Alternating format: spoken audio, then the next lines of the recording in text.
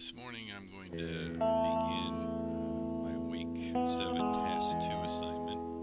The Week 7 Task 2 assignment, as outlined in our syllabus, was that we are to write a memo to help as the technology plan for the next 3 years is written for our school, and the memo is to address new and creative ideas of how to encourage the integration of quality online courses to three specific constituencies, I should say: teachers, students, and parents. And the principal would like a memo with your thoughts about targeting those three groups.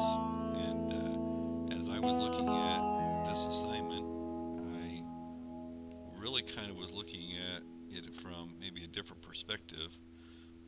And the perspective I was looking at was I understood how implementation takes place at the school level with teachers. But when I was thinking about what students could do to implement, I really couldn't see how they would encourage implementation. So I'm going to approach it from a little different perspective, and I'm going to look at it in terms of how students can influence the design of the online courses, how they can be advocates towards the courses that are being offered, and how they can bring to light to the district or to the school those kinds of things that students are demanding, or those kinds of things that are wanting. So we're going to kind of look at it from that perspective instead of the implementation part. And then I'm also going to look at, in terms of parents, what do parents desire, what do parents want for their students, and how could they influence the development of the technology plan to support, one, their students, and allowing their students to reach the things that they need. And of course, as with most things in life and schools, making sure that for their tax dollars, they're getting the very best that they can for their students in the classroom. I think that's really a key aspect for any parent to want to make sure that that's where we're going. So I'm going to, again, break this down into the three areas that we're going to address, and I'm going to do teachers, and then students, and also parents. Okay. And as I prepare to get ready to do my paper, I'm going to take some side notes on my Word document, and then I'll use that to formulate my final memo. So really what I'm trying to do at this point for the next hour is to simply gather some supporting evidence to develop my plan. And so I'm going to be probably popping back and forth when I find some things that deal with the teachers. I'll include that in my section for teachers. I'll also do the same thing for students and parents. And so as I develop my outline, and I will be cutting and pasting websites and information from the website, so I can keep track of where I got the materials, so I can correctly cite all the things that I need to do. I've already done some pre-preparation in getting ready for this assignment, and I've already kind of established the multi-tabs across the top that will help me in the construction of my outline. Read through lots of things, and as you read through so many things, sometimes they kind of get jumbled in your mind, and so I just kind of tried to organize my tabs in sequential order, trying to address the teachers and then the students and then the parents. But again, I'll be popping back and forth as I read through or see something in an article. I'll go back to my notes and add it to my notes. So the first site that I found was really interesting, and this kind of is an all-encompassing. I'm going to be coming back to this particular site frequently. I'll be using this. This is kind of a general, but it talked about visionary administrators. Okay, and when we talk about visionary, we're talking about how to implement. What kinds of things do we need to do to implement technology into the class? And I want to just simply kind of highlight a few things here on this page because let me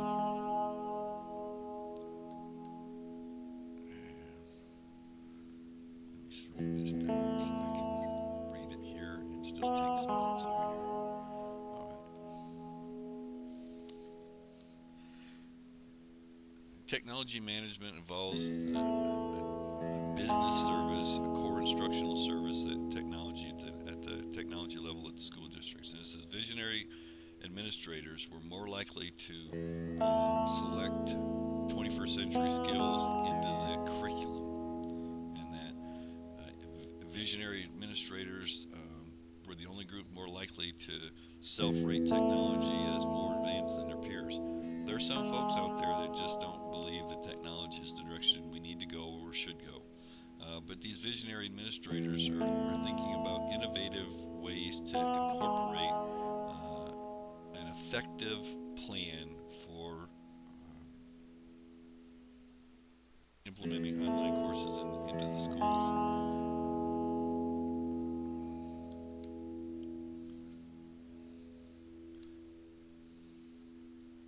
They've done a variety of different surveys, and I'm not going to go into all the details of the survey, but I just wanted to kind of point out what a profile of a visionary administrator, and I think about a visionary administrator as a teacher who's going to administer the online courses as well. So even though it may be the higher-ups that make the decision, all the attributes of a visionary administrator really has to be inclusive. Those same attributes have to be part of the teacher who's going to do that.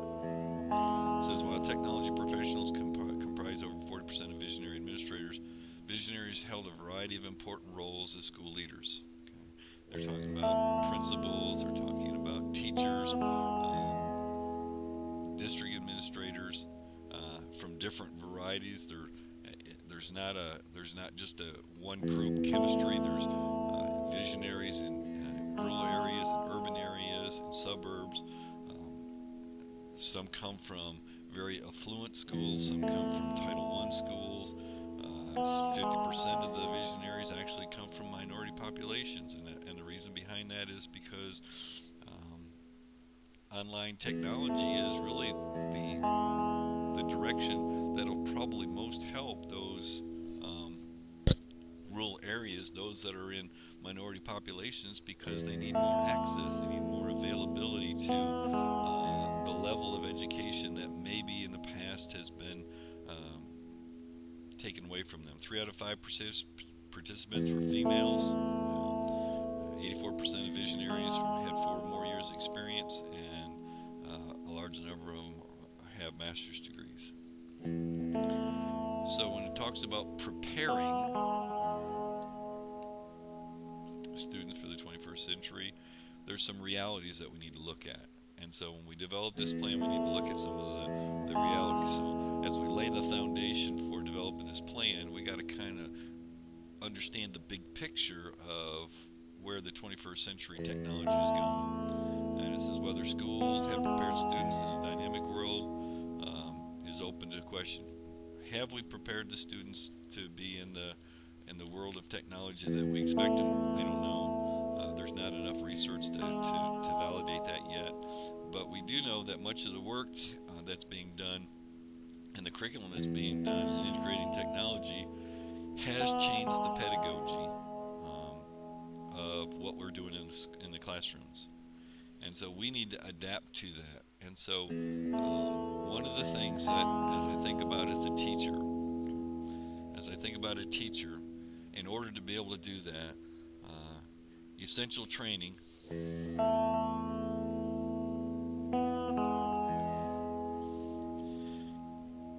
in technology implementation is critical to the success of any online course. And one of the problems that we have for teachers is just that we do not have.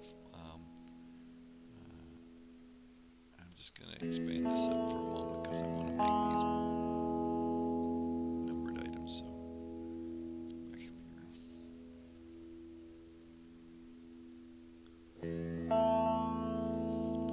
So I'm trying to do so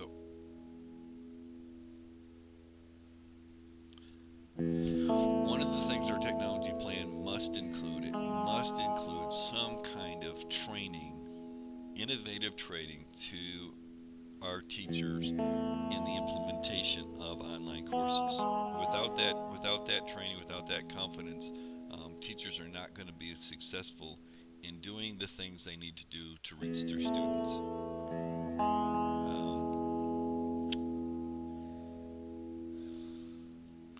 Says we focus on the learning skills of the kids. The kids need to be developed, but the teachers also need to be developed. And so one of the plans that we need to include in our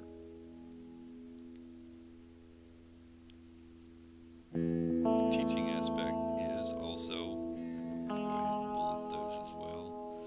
And while I'm in here, I'm just going to go ahead and set my page up for that as well.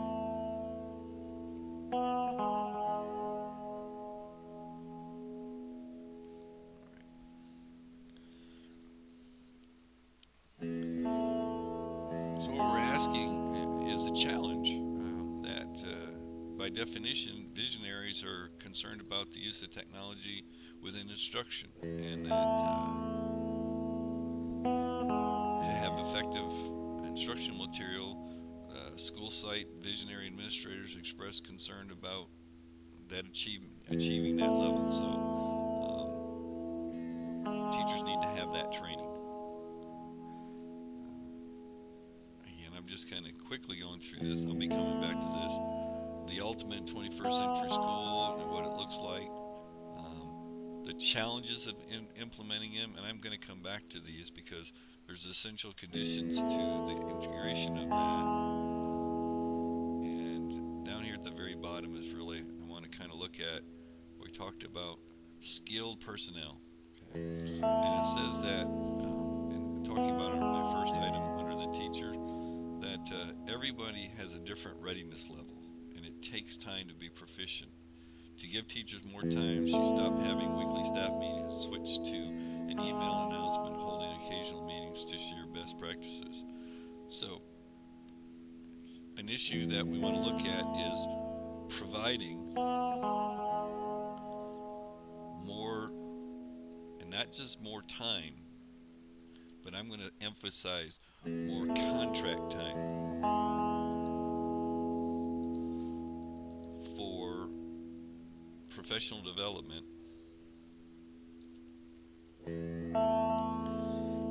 in learning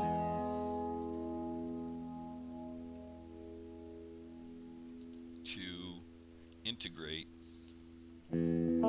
technology into the classroom.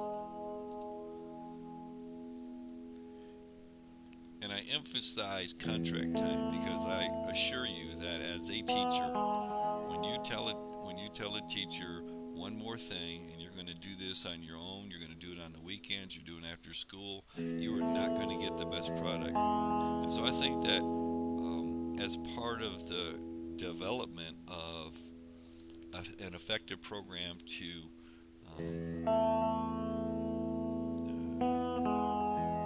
have the implementation and the integration of technology, teachers are going to have to feel like they're being paid for it. If you pay them for it as part of their contract time, it's going to give them the mindset it is important. It's important enough for you to take the time to pay them for that. So if you're not going to do it on contract time, then I'll add to this stipend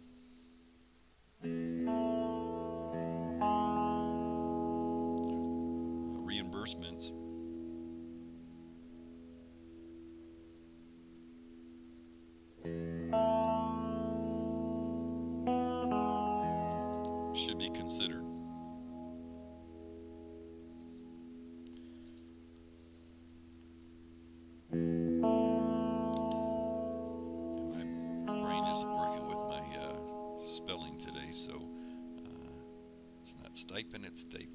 And I guess I need an E in my reimbursement.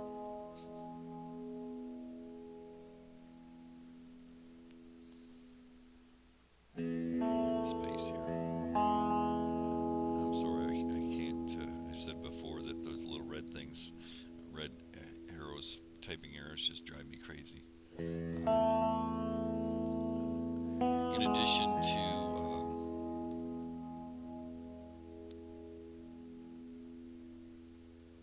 In addition to that, it has to have supportive policies, and so the Chicago public school system provides every teacher with a computer in the classroom. Is requiring teachers to use electronic grade books for attendance. Even reluctant technology users have to log in every day, and so there needs to be, as part of the technology plan, evidence. And I'm going to add to that, actually, trackable evidence.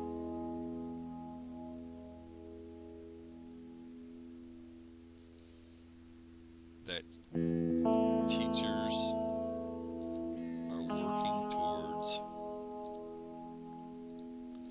proficiency in technology use. Now, I know that sounds like a big brother approach. I know that sounds like, and it's an intimidating thing, but one of the things I learned in my 13 years in the Army is the things that get checked are the things that get done. And if you're not checking what teachers are doing, they're not going to do it. For years, we had requirements to turn in our lesson plans every week and turn in our grade books every 2 weeks to prove that, one, we were writing our lesson plans like we were supposed to, and that we were taking the kind of grade that we were supposed to take to make sure that students were getting a fair evaluation on their report cards. And I didn't like it, but I understood it. And so I just think that there needs to be in our plan, there needs to be a trackable way to show that teachers are actually trying to be a part of the learning process. Without it, any plan that you write is going to be ineffective. I'm going to come back later on to the student-centered learning, and I'll look at that, and when we address the students more. We talked about online learning and the mobile devices and the implementation there, and then the visionary and the future of schools, and here's one we talked about before, and I really like the fact that creating 21st century that supports divergent thinking among students. With student-centered classrooms, open-ended problems, and resources for collaboration, invites digital natives to learn and explore ways that are accustomed to divergent thinking might be used to describe how visionaries approach transforming curriculum into the instruction. And each visionary states, and what I'm going to do here is I'm going to simply highlight this section right here, because I just think that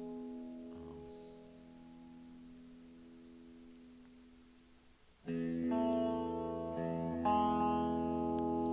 going to copy this. I'm going to paste it up here as part of my notes.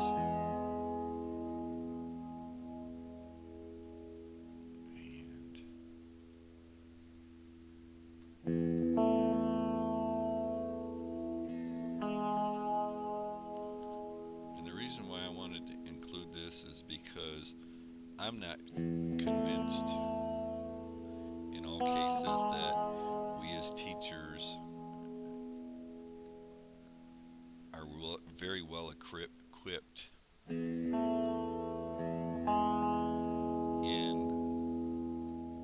using divergent thinking in our classrooms.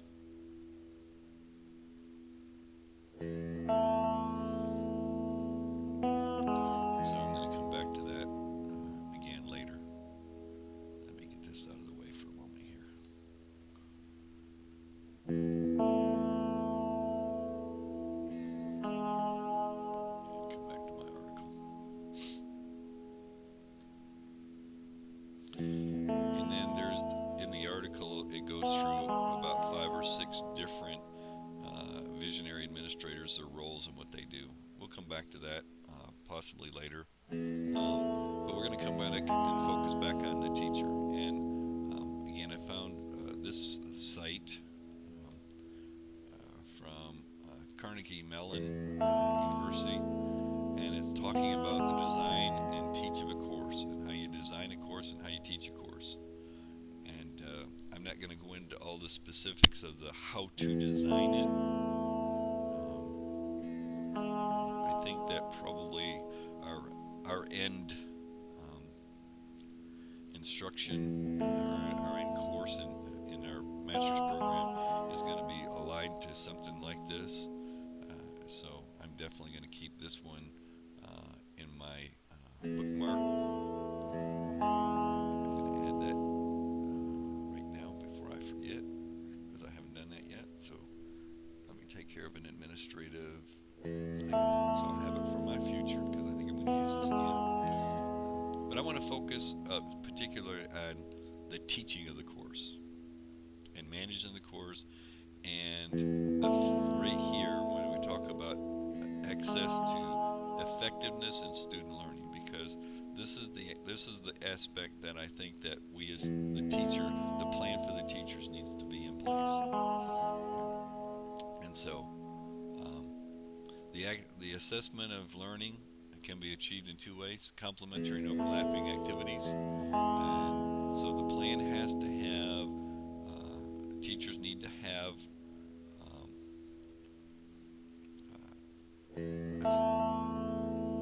again, training, I guess, is like a training in developing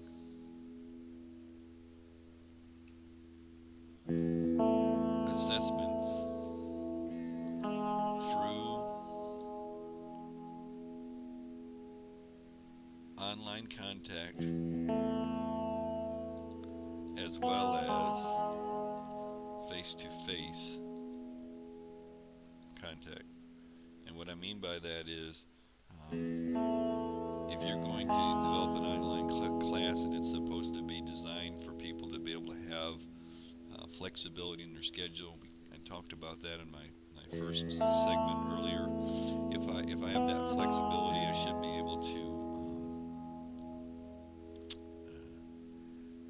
be able to contact my students without having to have them come in face to face all the time. So I think that needs to be in place. So our technology plan has to provide that. There's a student self-assessment, and then in the plan there needs to be a method of assessing your own teaching practices. And so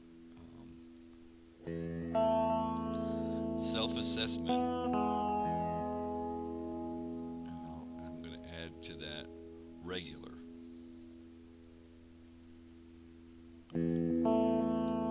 Self-assessment needs to be a part of the technology plan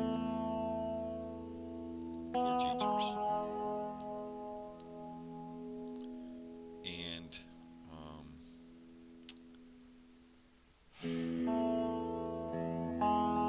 trying to think of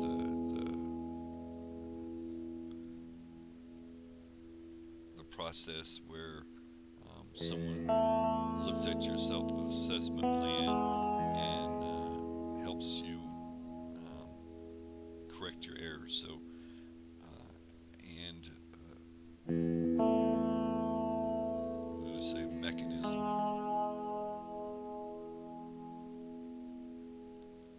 in place for someone else to critique and help adjust teaching strategies. I don't know if that makes sense, but I think that what I'm talking about here is that if teachers need to be able to do a self-assessment, and they're going to be able to, if it's a self-assessment, they're going to say, this is what I'm doing, this is what I'm not doing, but they may not know what to do with that. So in the plan, in order for them to be encouraged to be successful with it, I think that they need to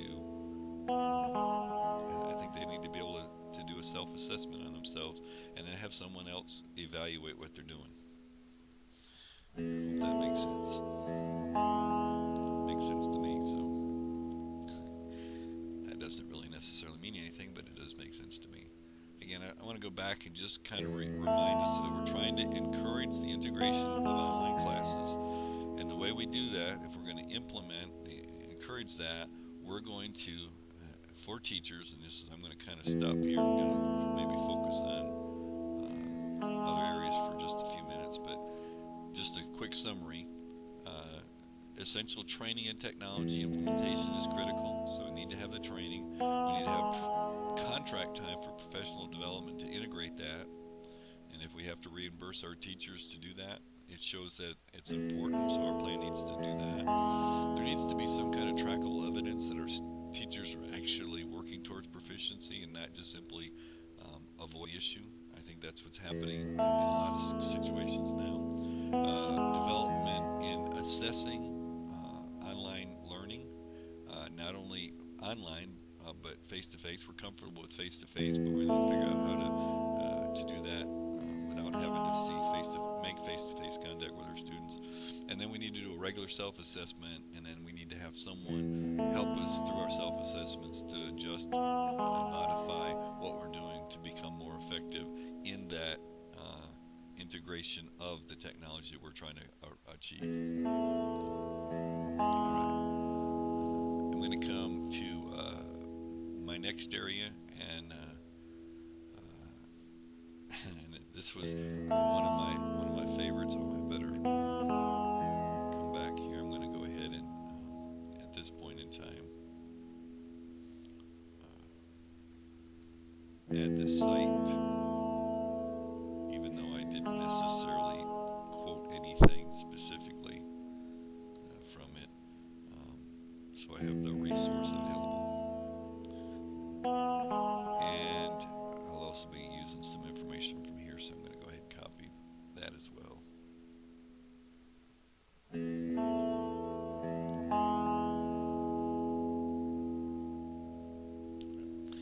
12 easy ways to use technology in your classroom, even for the technophobic teachers. I kind of like that term, technophobic. And it talked about beginners and what beginners could do to do simple PowerPoint things, complete some written activities, a web quest, and you can find tons of web quests out there. And that, again, not every teacher knows about them or knows how to use them, and certainly doesn't know how to make them up, and web pages and those kinds of things. And I think today most teachers are at least using online grading. I don't know very many systems that are out there, and then contacting through email. But here's where the training needs to begin. I was talking about the teacher training, and I just really believe that these are the areas, the advanced learner activities. And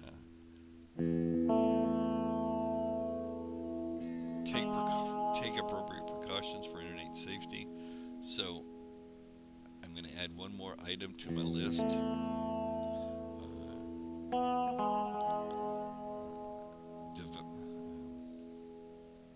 Teach teachers about internet safety so they can teach the students. So if you're going to implement the program, you're going to implement the system, you're going to have to make sure you've got the adequate training to do that. Again, let's come back here. And I'm not going to, I'm just going to kind of create a blog, listen to, or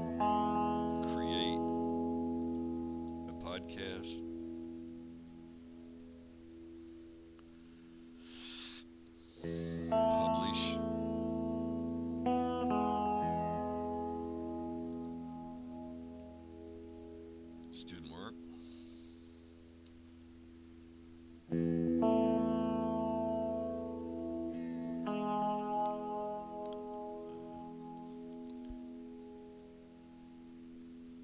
And of course, there's several other ways, but those are just kind of maybe a little bit more create a blog or a wiki, I should add that.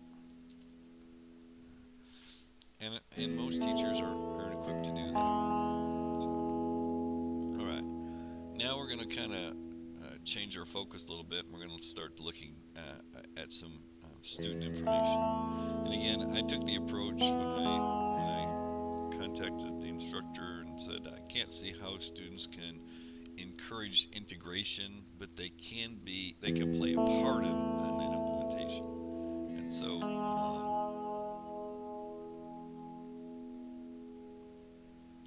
come back to this site. That's also one for teachers, but at this point in time, I want to kind of move along to our students. Push continues for local online training options, and I was thinking about the push for online learning needs to take place. Now, where's that push going to come from?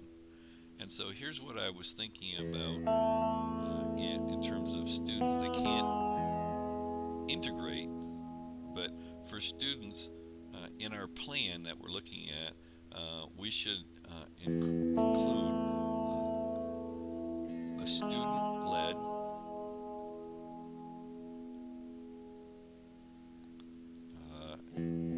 advocacy group,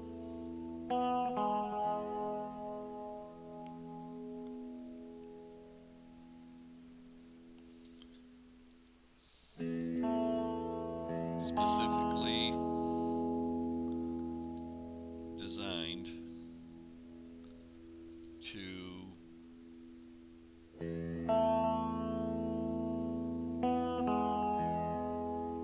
draw attention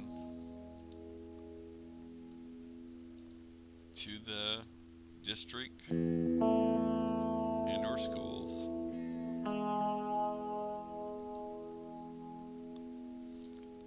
on the type of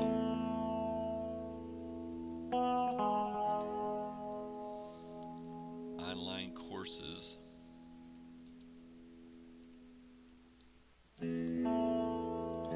students desire and or need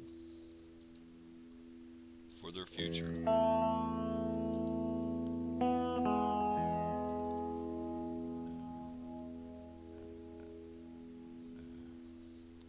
The group will evaluate the quality of the course,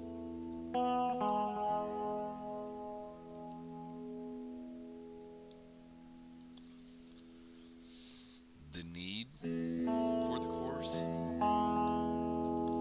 and whether they feel the course is actually equipping them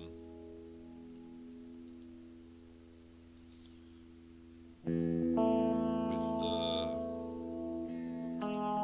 tools or knowledge they will need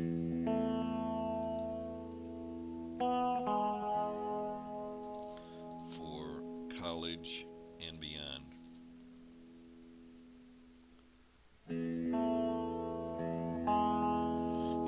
I think sometimes when a district set up a course, and they'll say, well, that's what I think that they need, and some states require, they mandate that you have to do online courses, but they really never ask the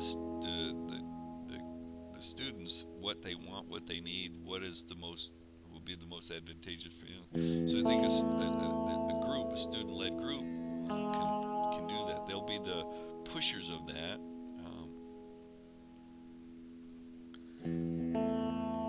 In this article, it talks about, she expects that Jen Hester, that a number of online courses available are going to expand greatly in the next couple of years.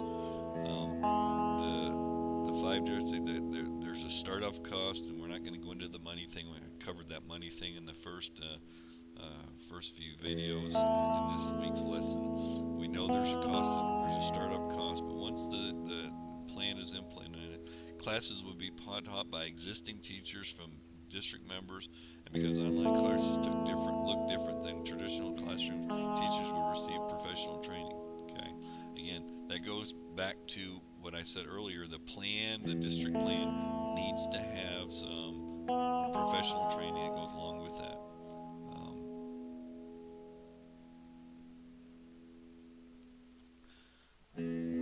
Here's students will, from each district, each member's district will have an opportunity to enroll in the courses, and they will provide guidelines for the implementation or taking the courses. And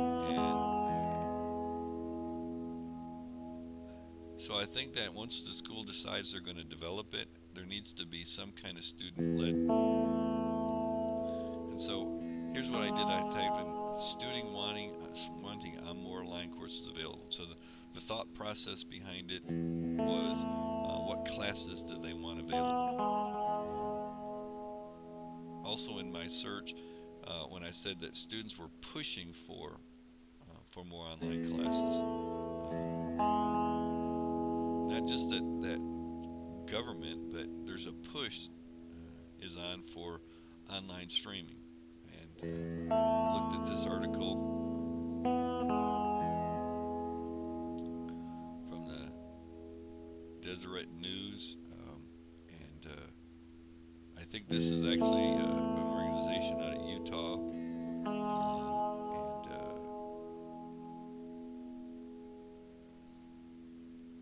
and let's see if I can find it again. I read it earlier.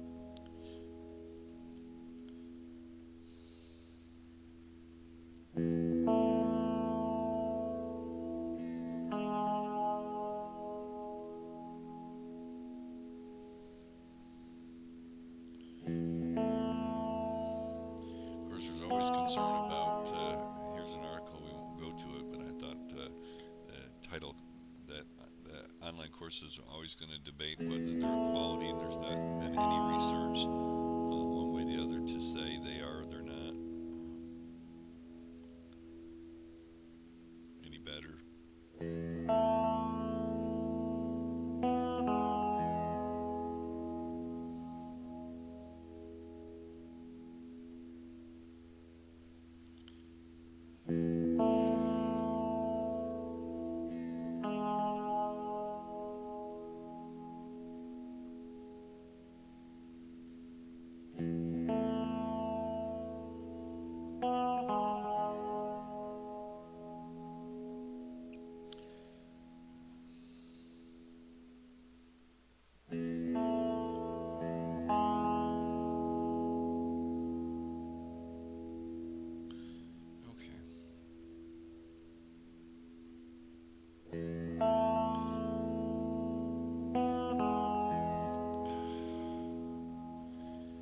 Frustrated when I've read something before and now I can't find it again.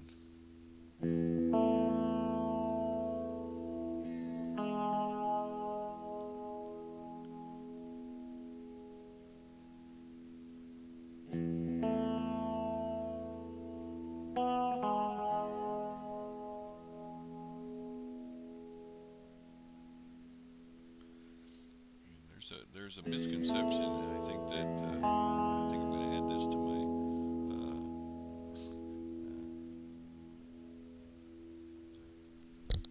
for the students. They need to. This group needs to convince districts that they are not simply looking for ways to get course credit. There's as I read through this article, I kind of saw a couple of spots here. As you read through the article, it talks about the misconception that people are trying to save money. They're just trying to do it for. Right here it says, I think many people see online courses as a way to be able to remove a pain point and increase graduation rates, credit recovery, and that's really not what the students are looking for. Now, I think the schools are looking for that, but the students want and are trying to get online courses so that they'll have the kind of courses they need for the future. And so the students really need to kind of to change, if you will, the mindset of some districts who think that online courses are just simply course recovery kinds of things. Students don't care about how much it costs to do an online course. The money part of that is not important to them. They're not focusing on that. But it says here in this article that we can educate more students at a high level with limited resources, online technology, and then technology plays an important part. I'm going to add that to my list of information for my